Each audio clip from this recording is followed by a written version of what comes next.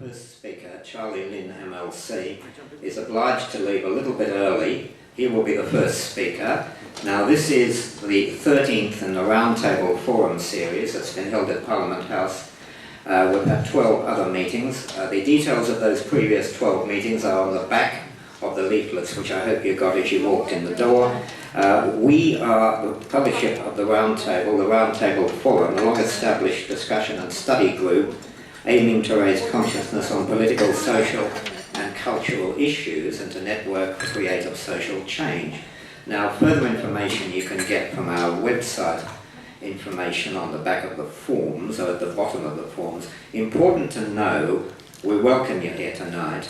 We have no links or connections whatsoever with any, am I talking too close to the mic?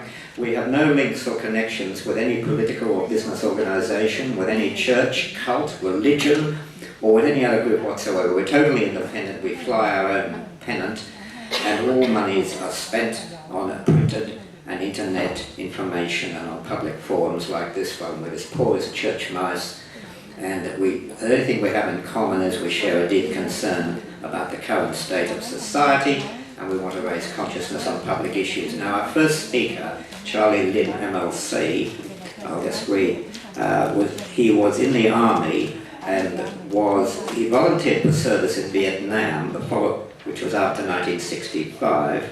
He was selected for officer training and graduated as a second lieutenant in 1968. He served with the ANZAC forces in Singapore and as an exchange instructor in airborne logistics in the United States Army. He studied in the Army Command and Staff College for a year and was then assigned to the 1st Brigade at Holsworthy, and as a senior staff officer for personnel. He resigned with the rank of Major in 1986 after 21 years service. After leaving the Army, he organised a number of special events, which included the world's longest, toughest and richest ultra marathon between Sydney and Melbourne, caravan safaris around Australia, the first Australia Youth Disabled Games, etc. In 1991, he was asked to trek across the Kokoda Trail in Papua New Guinea with a view to organising an event to commemorate the 50th anniversary of the campaign, and later he developed the Kokoda Adventure Leadership Program for young executives.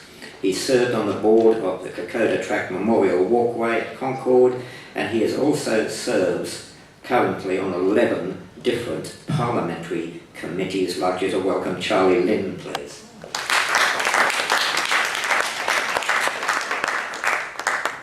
Well, thank you, and I apologise for having to leave early, but I've got to go to the opening of the ANZAC Memorial down in Hyde Park. But it's a very, very interesting topic, politics and police.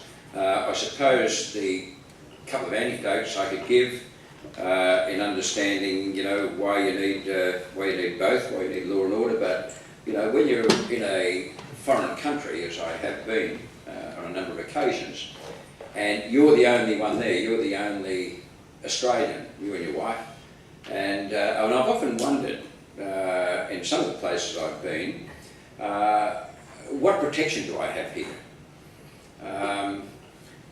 Yes, there's maybe an Australian embassy or high commission or something that if I can get to, if I get into trouble, I can get to, maybe they can offer me help. But what other protection do I have? And then you look around, and of course, they have their own police force, they have their own justice system, some better than others perhaps, but nevertheless they have a system of order that does provide a safety for people in their country, in their area, under their way. And of course, providing you do things within their system, you'll be okay. If you don't, of course, you can expect to be subject to their system, their justice system, their law and order system. And I suppose, so there's a need for that and a way of doing that. And I remember when I suppose was my initial entry into politics, when my own daughter, not long after I got out of the army, was assaulted and raped when she was halfway through her second year at Mitchell College. And they caught the bloke bloke straight away, and it was my introduction, I suppose, to policing, because the police were fantastic. They got the bloke within 24 hours, and then they said, look, it's a lay-down misere, he's been identified, it's whatever. But then I became subject to the system, and it took 6 months before his case was heard, because the backlog, this was back in 1987, the backlog within the justice system. So I had a question whether that was justice or not. And of course he required legal aid all the way. And when it eventually came to court, 18 months later, all of a sudden this bloke who had committed, as it turned out, every crime in the book except murder and rape, well, now it's just murder, pages and pages of crime. All of a sudden when he came to court, he could afford a Queen's counsellor, a QC, a barrister, a couple of solicitors, and I was left basically with the police looking after me and the prosecutor looking after me. And the court case, which was going to be a lay-down misere, took 6 days. Should have been over within half a day. It took 6 days because they'd set up a complete false alibi. Every single one of those blokes perjured themselves. For 6 days they perjured themselves. And he was eventually found to be guilty, but during that week, probably the most stressful time in our lives as a family. I had to have my wife under sedation, the daughter under sedation.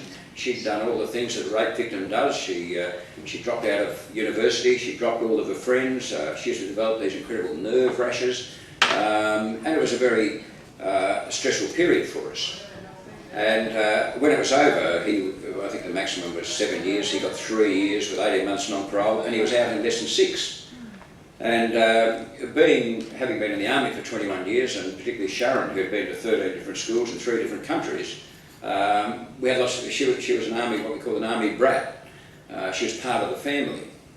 And I remember we got plenty of offers to help her, to take the shortcut, if you like. And one offer came from a mate of mine who'd served in Vietnam who'd been blown up with a jumping jack mine. He had blew his right leg off, blew his right arm off, only had a thumb and a finger here. And he knew Sharon since the day she was born. And he said, I can't do much, mate, except I can drive the getaway car. And that was the sort of support we got. But I remember my thought process at the time. I thought, no, wait a minute, this would be easy to do, there's no doubt about that. But no, I was a major in the army. I served in Vietnam, I served in Singapore, Malaysia, I served in America. I served as a member of the army to defend the system that we have in Australia today. And I thought I've now got to allow that system to take its natural course. I just can't take a shortcut when I'm tested. And we did that. And then when the court case finished, I said to my daughter, well, you can now get on with your life. I'm going to do something about the system. Well, that was quite an ambitious statement, but as a result of that, I started to challenge people. I started to write letters to the editor, get on Talkback Radio, join victim support groups and so forth, and that eventually led me into politics, and I'd never ever belonged to a political party in my life up until then. So in a small way, that was the case. The court case itself, I certainly think this is very fair. I can't think of a fairer system than this, but it wasn't connected to the reality outside. And so I suppose now that I've been in the political system for a while, and I'm a strong supporter of police and policing, and I think it's a profession. I think when people want to join the police force, they have noble goals. They know they're going to earn a lot of money. They know they're going to be wealthy as a result of this. It's a calling, as is teaching, as is nursing, as is law and the other professions, the profession of policing. And so it's important that they have a clear guidelines, I suppose, and certainly in an area like policing, you've got to have checks and balances within the system. They have enormous responsibility, but it's responsibility that can be easily abused. So you need constant checks and balances. And as legislators, we have to react to the needs of people to ensure that they have a safe, sorry, that's my next point going for you, that they, are able to have the protection that they should have in a free and democratic society. But, as I said, with guidelines that we as legislators have to develop. So there's a clear demarcation between, I believe, between setting the laws, responding to what the community goes, because at the end of the day, every 4 years we've got to put ourselves before the people and say these are our policies to improve law and order, or policing, or nursing, or transport, or whatever it is. But we have to put the stuff out there, we have to develop legislation, and then we put ourselves before them. I think the difficulty we have right at the moment, I think there's a calling for police. If I was running the show, I'd have the police divided into two areas. I think we made a great mistake a couple of years ago, a decade ago, whatever it was, when we called the police force and turned it into a police service. I think that was a major mistake because it changes perceptions of what the police policing is about. I think there should be two parts to police. I think there should be a police service and there should be a police force. And I would like to see, again, a police service that consisted of perhaps part-time or reserve type people as we'd have in the army, but people who communicate, can communicate with young people. They're probably old, they're probably retired policemen, they're probably retirees in other areas, but they're able to communicate and with some sort of authority, but to give guidance to particularly young people that are running off the rails. And I was certainly one of those when I was 16 or 17. I spent a couple of nights myself where I had free accommodation. Well, it wasn't free, we had to pay £10, I recall, and wash their car the next morning. But we had good counselling in the little country town that I was in, and I had great respect for them. But I think there needs to be a service that operates at that level, operates with the Father Chris Riley's and the Ron Bars and Youth in Search and the missions and so forth that look after kids that are running off the rails. Be a father figure almost within the community to a community that's lacking a lot of fathers at the moment. But I think we also need a police force, and the force needs to be, they need to enforce the law. And when they come knocking on your door, you've got generally a case to answer. I mean, they're there to take more dramatic action to bring it before the courts. But before that, I think there's a need for, as I said, discussion and counselling and all that sort of stuff to encourage young people to change their ways. I think on the political side, it used to be that the appointment of a police commissioner is a very important and powerful appointment. And I believe that there needs to be a check and balance between the appointment of a police commissioner and the sacking of a police commissioner and the Parliament.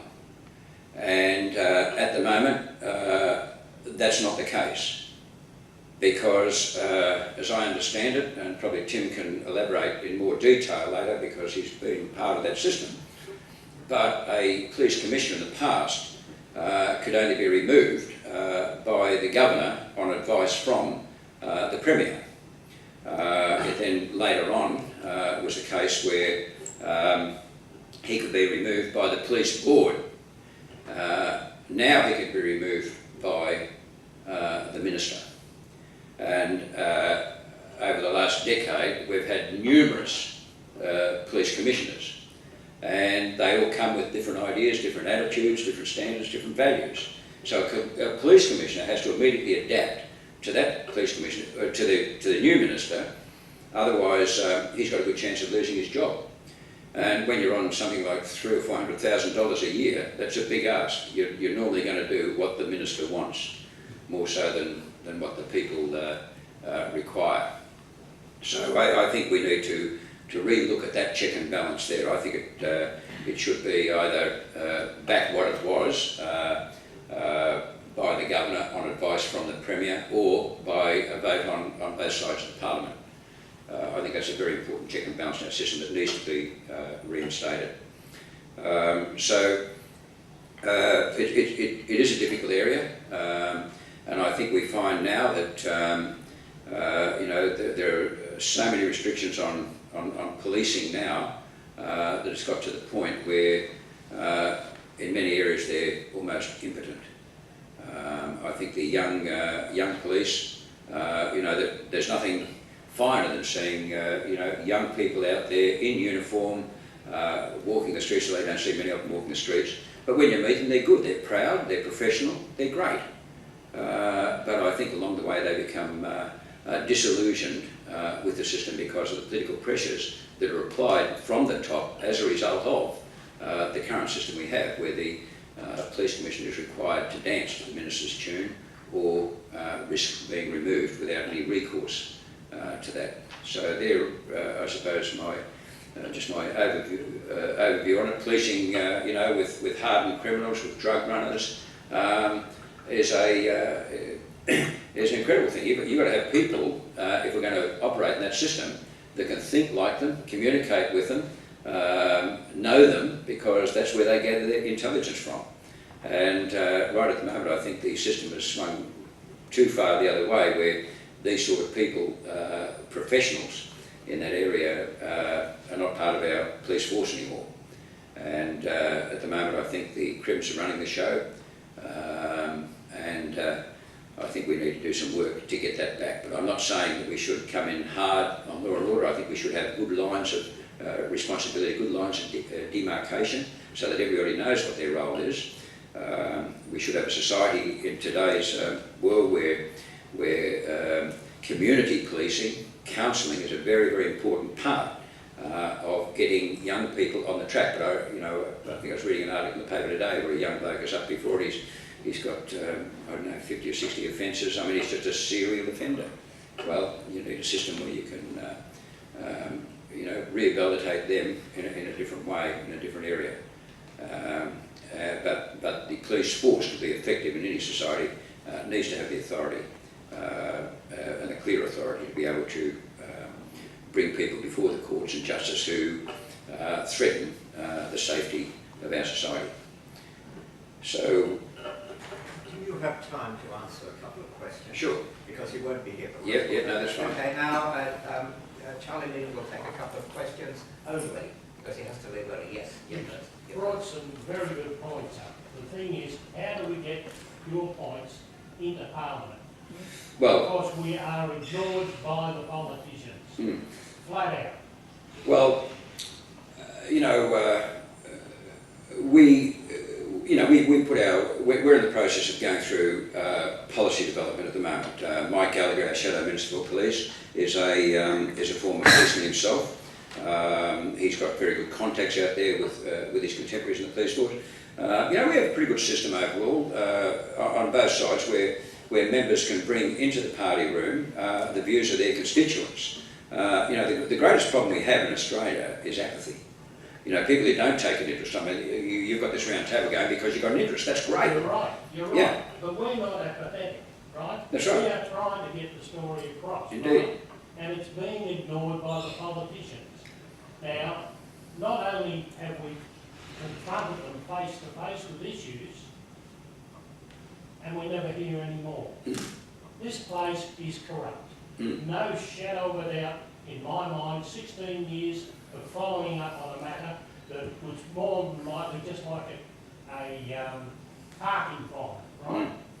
But through my efforts to get that matter cleared, I've gone through the system, commissioners, police, ICAC, anybody you like to call on, I've been to, and on more than one occasion, and I've been ignored, or I've been told, oh, that's fraud. What have they done in the last 2 months? And this happened 16 years ago, the original. What have they done? I can't do anything unless something's happened in the last 2 months. Police officers have said that.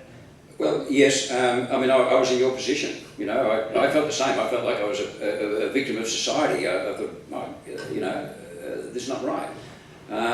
So, like you, I started. I joined victim support groups. I actually became chairman of Victims Against Crime and Corruption in Australia. But it got so bad that I couldn't handle it. I got so much stuff coming in. I thought, well, the only way I can do this is to get involved in politics. And where do you reckon most of that stuff come in from?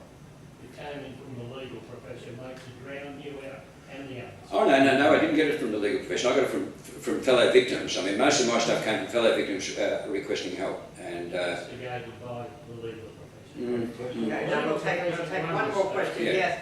Two more? Two more, yeah. Back to the lady, yes. Yes, Nana, I'm sorry, this would probably take a whole session, but you talk about people justice, and I agree with you, except occasionally things go wrong. And I'm thinking of an instance when a young man goes to Bali and his parents go to the police and say, we think this young man is involved in drugs, can you please stop him from going to Bali? Goes to Bali and he's now facing a death sentence. I had exactly the same problem with a school friend of mine I grew up with in Orbost, who rang me about 3 years ago, and his daughter had been ensnared in what he thought was a drug running operation. He had everything going for me. He rang me. I hadn't been in contact with him for 20 years. He rang me because he'd heard that I was in politics, and I pursued that. And because of our, politically correct freedom of information, privacy laws, and all that sort of stuff, there was nothing anybody could do to stop her leaving the country. All they could do was put her on watch. But it was discussed, but he was just beside himself because he knew where she was going, and it involved, drugs and prostitution. Was involved in that too at the time. Look, nothing's perfect, and but sitting back and doing nothing is not the answer. We may not achieve it, but at least by putting in your 2 bob's worth, thinking things through, putting papers up and so forth, is the answer. Can you take one more? Sure. Let's jump in the front, yes. Mr. Mayor, I think you're looking at police through rose-coloured glasses. In fact, when you actually come face to face with the police, you'll find that they are ignorant of the law. They believe that they can enter your property without a warrant. They believe they can arrest you without a warrant. They believe they can assault you with impunity. I can give you clear examples of that, just that. So the general perception now of what the police are basically ignorant thugs who like nothing more than to strut around in their jackboots and intimidate people. Now this has gone, we are now going into a police state where the people are actually frightened of the police. Now when you talk about a service as opposed to a force, this is where it's gone wrong, because they have adopted a forceful, overbearing, oppressive attitude to the people. And this is where we see so many victims of ordinary people who are subjected to police criminality directly. And yet you go to a court and the court system protects them. They will not allow accountability.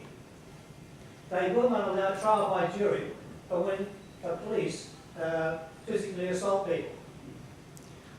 Well, I'm in the courts at the moment, so I have first-hand experience of it. And when you talk about the court system, that is also where it's wrong, because we have a system now where a jury will pronounce somebody guilty, but then a judge takes over and gives a slap on the wrist. And that is totally against the law, because the judgment or the pronouncing of the sentence must come from a jury. This is where you get the values of the community, from a jury, not from judges and magistrates. They have got no jurisdiction under English common law, but they have corrupted system. So now this is why the police, in fact, feel quite resentful.